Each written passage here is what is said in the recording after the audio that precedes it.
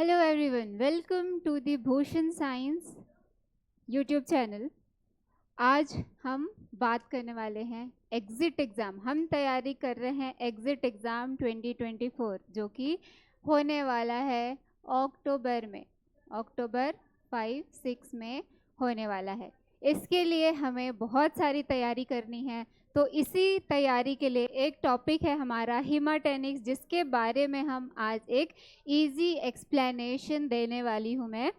इसमें हम डिस्कस करेंगे about the haematinic drug, ferrous sulphate, ferrous fumarate, ferrous ascorbate, ferric ammonium citrate, carbonyl iron. ये सारे जो है ये हैं हमारे हीमाटेनिक ड्रग्स के क्लासिफिकेशन। तो हीमाटेनिक्स क्या है, इनके क्लासिफिकेशन क्या हैं, कौन से ड्रग्स आते हैं और इन ड्रग्स का यूज़ क्या है, इन कौन से ट्रीटमेंट में यूज़ होते हैं, किस फॉर्मुलेशन में ये हमको मिलते हैं, ये आज हम इस वीडियो में पूरे तरीके से डिस्कस करने वाले हैं in short.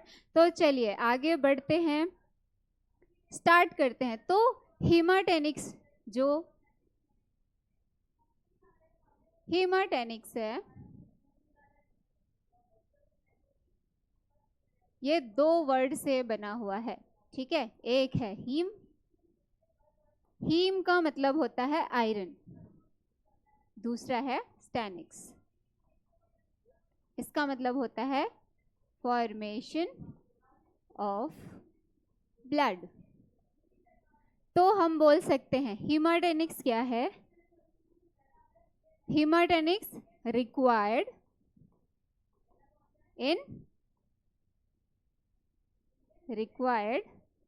in formation of blood, also used to treat anemia, ठीक है। तो हीमाटेनिक्स जो सब्सटेंस है, 2 वर्ड से हीमाटेनिक्स बना हुआ है। हीम का मतलब होता है आयरन और टेनिक्स मतलब होता है फॉर्मेशन ऑफ ब्लड। हीमाटेनिक्स वो सब्सटेंस है जिसका रिक्वायरमेंट होता है in the formation of blood, और हीमोग्लोबिन के फॉर्मेशन होने के कारण हम इसे एनीमिया कंडीशन में ट्रीट करने में हेल्प कर सकते हैं, ठीक है। हेमाटेनिक्स ड्रग हमें एनीमिक कंडीशन को ट्रीट करने में हेल्प करेंगे, ठीक है। तो जो एनीमिया है ये क्या होता है? एनीमिया का सिंपल मीनिंग होता है when we don't have enough RBC.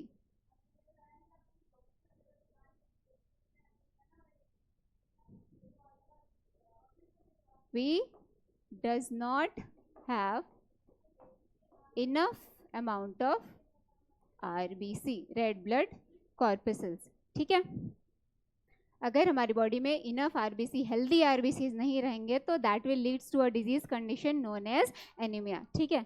हम देखते हैं जैसे कि हमारा ब्लड होता है कैसा रहता है। एक अगर हेल्दी ब्लड देखें, एक हेल्दी आरबीसीज देखें, तो ये देखो, ये मैंने बनाया, ये हमारे आरबीसीज हो गए, ठीक है। रेड ब्लड कॉर्पसेल्स, एरिथ्रोसाइट्स भी कहते हैं हम इसको, ठीक है।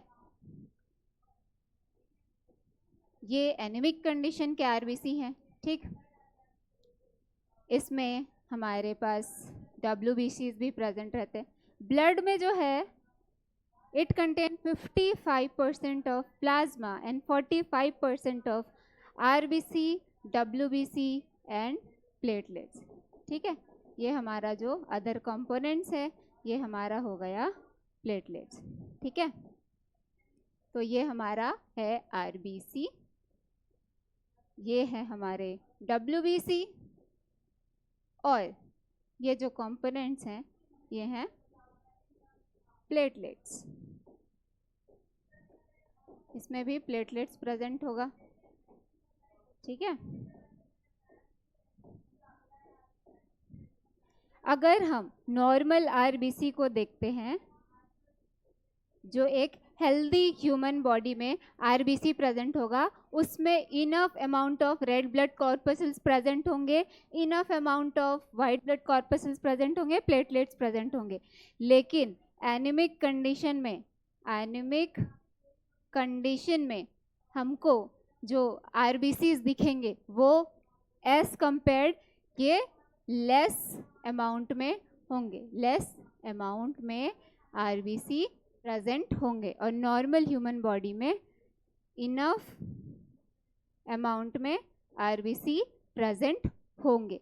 ठीक है, अगर एनीमिक कंडीशन में देखें, हमारे पास अगर इनफ आरबीसी प्रेजेंट नहीं हो या फिर कोई डिसफंक्शनल आरबीसीज हमारी बॉडी में प्रेजेंट हो, तो वो क्या करता है, it reduces the oxygen transport. ठीक है, इट रिड्यूसेस ऑक्सीजन लेवल और ऑक्सीजन ट्रांसपोर्ट। अगर हमारी बॉडी में कम आरबीसीज होंगे तो जो ऑक्सीजन है वो भी हमारी बॉडी में कम ट्रांसपोर्ट होगा। ठीक है, यही जो आरबीसीज है हमारे, ये आरबीसीज में एक स्पेशल प्रोटीन प्रेजेंट होता है, स्पेशल प्रोटीन जिसको हम बोलते हैं हीमोग्लोबिन। ठीक है, इसको हम क्या बोलते हैं, हीमोग्लोबिन। ठीक है, हीमोग्लोबिन जो होता है एक ऐसा कंपाउंड है, ठीक है, जो हमारा हीमोग्लोबिन है वो क्या करता है, लंग्स और बॉडी दोनों में ही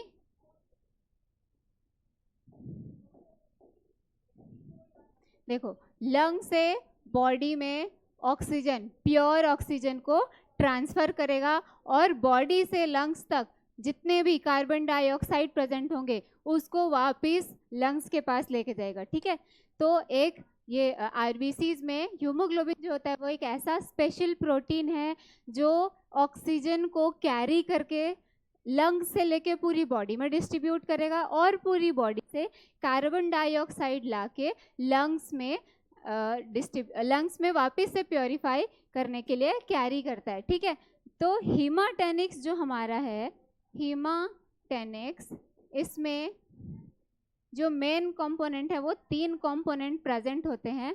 ठीक है, हीमाटेनिक्स के जो मेन कंपोनेंट हैं, ठीक है, मेन कंपोनेंट्स जो हैं वो क्या क्या हैं, पहला होता है आयरन, दूसरा होता है विटामिन B12, और तीसरा होता है फॉलिक एसिड। ठीक है, विटामिन B12 को हम साइनोकोबालामिन भी कहते हैं। ठीक है, बात करते हैं आयरन का, तो आयरन जो है वो इम्पॉर्टेंट फैक्टर होता है जो क्या करता है, ऑक्सीजन को ट्रांसपोर्ट करने में हेल्प करता है। ठीक है, तो इन जनरल हमारी बॉडी में जो भी आयरन प्रेजेंट है, ठीक है, आयरन जो प्रेजेंट होता है, आयरन का क्या रोल है हमारी बॉडी में, तो पहला चीज 3 से 6 ग्राम आयरन हमको डेली रिक्वायर्ड होता है हमारी बॉडी में। ठीक है, ये जो आयरन है ये क्या करते हैं, इट ट्रांसपोर्ट दी ऑक्सीजन। ठीक है, ये ऑक्सीजन को और इलेक्ट्रॉन्स को, ऑक्सीजन एंड इलेक्ट्रॉन्स को ट्रांसपोर्ट करने में यूजफुल होता है। ठीक है, जो आयरन्स हैं वो पूरी बॉडी में, ओवरऑल हमारी बॉडी में डिस्ट्रीब्यूटेड रहते हैं in form of haemoglobin, myoglobin, haemoglobin, myoglobin, और ये प्लाज्मा के फॉर्म में हमारी पूरी बॉडी में ये डिस्ट्रीब्यूटेड रहता है। ठीक है, जो आयरन है ये 3 फॉर्म्स में प्रेजेंट होंगे, 3 फॉर्म्स में प्रेजेंट होंगे। ठीक है, पहला है फेरस, दूसरा है फेरिक, और तीसरा होता है हमारा कॉम्प्लेक्स आयन। ठीक है, कॉम्प्लेक्स आयन, ये 3 फॉर्म में ये हमारी बॉडी में मिलेंगे। ठीक है, तो अगर हम आरबीसी को देखते हैं, ठीक है, अगर हम आरबीसीज देखते हैं, अगर ये हमारा आरबीसी है तो ये एक पॉलीमरिक प्रोटीन से बना हुआ होता है। ठीक है,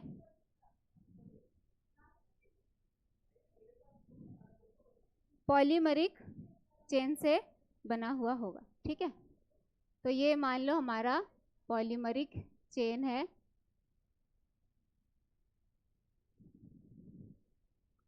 ठीक है, डिफरेंट अल्फा चेन और बीटा कार्बन चेन से ये बना हुआ होता है। ठीक है, जैसे अल्फा चेन और बीटा चेन। ठीक है, ये हो गया हमारा, ये है हमारा अल्फा चेन, ये है हमारा, ये भी हमारा अल्फा चेन, अल्फा चेन, ये हो गया हमारा बीटा चेन, ये भी हमारा बीटा चेन। ठीक है, अगर हम आरबीसी को बड़ा करके देखें, ठीक है, तो ये इस तरीके का रहेगा। पॉलीमरिक प्रोटीन है, इसीलिए डिफरेंट चेन के साथ बना हुआ है। जैसे अल्फा चेन बीटा चेन दोनों ही एक दूसरे से इंटरलिंक कनेक्टेड होके बने हुए होते हैं। इन सारे अल्फा चेन और बीटा चेन में जो है, ये अल्फा चेन और बीटा चेन में कुछ हीम प्रोटीन्स प्रेजेंट होते हैं। ठीक है, क्या प्रेजेंट होता है? हीम प्रोटीन्स प्रेजेंट होते हैं इस तरीके से इन चेन्स के पास। ये क्या हो गए हमारे? ये हो गए हीम ग्रुप। इस हीम ग्रुप में जो आयरन है वो इसके अंदर प्रेजेंट रहता है। ठीक है, हीम ग्रुप के अंदर में ये आयरन्स जो होंगे प्रेजेंट होंगे। ठीक है, अगर हम एक नॉर्मल आरबीसी को देखें बड़ा करके, तो ये पॉली चेन से बना हुआ होगा, अल्फा चेन बीटा चेन के कॉम्बिनेशन से बना हुआ होगा। इन चेन्स के बीच में जो हीम ग्रुप्स है वो प्रेजेंट होते हैं, और ये हीम ग्रुप्स के अंदर आयरन क्या होता है? प्रेजेंट होता है। ठीक है, अगर हम हीमाटेनिक ड्रग देखें, ठीक है, हीमाटेनिक ड्रग देखें तो हीमाटेनिक जो ड्रग्स हैं ये 5 तरीके से कैटेगराइज्ड हैं, जिसके बारे में हम डिस्कस करने वाले हैं। वो है ferrous sulphate, ferrous sulphate, ferrous fumarate,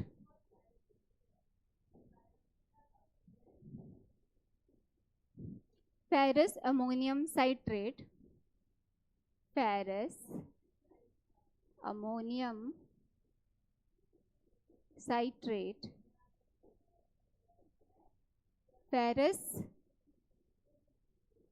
ferrous ascorbate, और जो लास्ट है वो है हमारा carbonyl ion,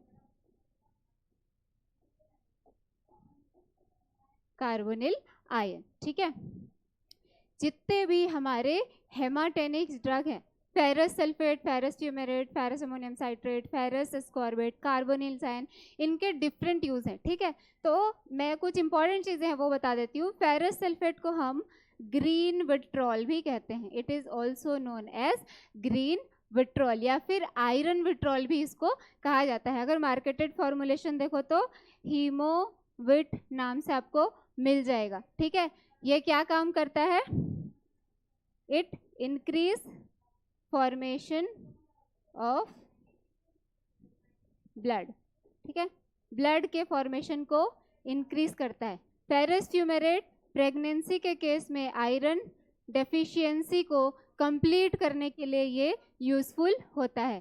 ferrous ammonium citrate जो क्रोनिक किडनी डिजीज है इनको ट्रीट करने में हेल्प करेगा। ठीक है, क्रोनिक किडनी डिजीजेस को ट्रीट करने में हेल्प करता है। वैसे ही कार्बोनिल आयन जो है ये एज अ डाइटरी सप्लीमेंट जो हमारी बॉडी में ज़रूरत है आयरन का, जो सप्लीमेंट है डाइट में हमको जितना आयरन चाहिए होता है, उनको as a supplementary diet material हम कार्बोनिल आयंस के कंपाउंड्स देते हैं। ठीक है, जितने भी हमारे हीमाटेनिक ड्रग्स होते हैं, हीमाटेनिक्स ड्रग जितने भी होते हैं उनका स्टोरेज कंडीशन कैसा होना चाहिए? स्टोरेज कंडीशन हमेशा ये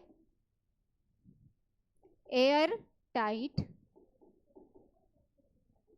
कंटेनर्स में ही हम इसको रखेंगे, ठीक है। जितने भी हेमाटोनिक ड्रग्स हैं, चाहे वो सिरप के फॉर्म में है, तो उसको हम क्या करेंगे, हम एयर टाइट कंटेनर्स में रखेंगे, क्योंकि अगर ऑक्सीजन इसके कांटेक्ट में आता है या मॉइस्चर इसके कांटेक्ट में आता है तो ये तुरंत ही रेडिश कलर में जो है कन्वर्ट हो जाता है, ठीक है। तो इसका जो स्टोरेज कंडीशन है वो आप याद रखिएगा, एयर टाइट कंटेनर में ही होना चाहिए ताकि वो मॉइस्चर से दूर रहे। अगर हम इसके यूजेस देखें, ठीक है, तो पहला यूज है, पहला तो ये प्रमोट करता है, it promote formation of blood, formation of HB haemoglobin, ये हीमोग्लोबिन के फॉर्मेशन को प्रमोट करता है, ज़्यादा से ज़्यादा हीमोग्लोबिन फॉर्मेशन करने में हेल्प करेगा।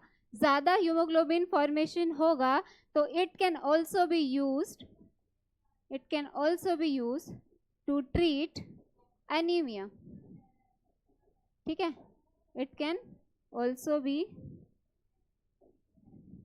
Used to treat anaemia. और ये जो एनीमिया है ये क्यों होता है, due to deficiency of, due to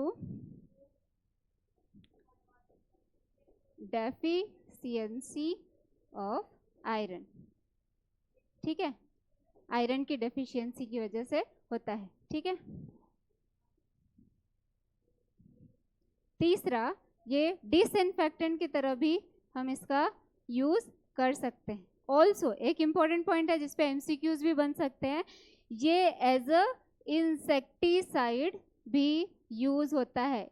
insecticide किस में, एग्रीकल्चर में हम हीमाटेनिक्स को इंसेक्टिसाइड की तरह भी यूज करते हैं, ओके। तो आप लोग को समझ आया होगा कि हीमाटेनिक्स जितने भी ड्रग्स हैं वो ज़्यादातर क्या प्रमोट कर रहे हैं, हीमोग्लोबिन के प्रोडक्शन को प्रमोट कर रहे हैं। इनके जितने भी कंपाउंड्स हैं, इनके जितने भी ड्रग्स हैं वो भी हमें क्रोनिक डिजीज़ को ट्रीट करने में, हीमोग्लोबिन को बढ़ाने में, आयरन सप्लीमेंट्स को डाइट में बढ़ाने में, प्रेगनेंसी के टाइम पे जो सप्लीमेंट्स हमको रिक्वायर्ड है उनको बढ़ाने में ये सब यूज़फुल होता है। आई होप आप लोग को ये क्लास समझ में आई होगी। इससे रिलेटेड हम MCQs जो है वो नेक्स्ट वीडियोस में डिस्कस करने वाले हैं, तो बने रहे भूषण साइंस के साथ। हमें MCQs प्रिपेयर करना है क्योंकि एग्जिट एग्जाम में सिर्फ और सिर्फ MCQs आने वाले हैं, इसके लिए आपका बेसिक कॉन्सेप्ट क्लियर होना ज़रूरी है और हम इससे रिलेटेड बहुत सारे MCQs लेके आ रहे हैं। बने रहिए भूषण साइंस के साथ। Thank you.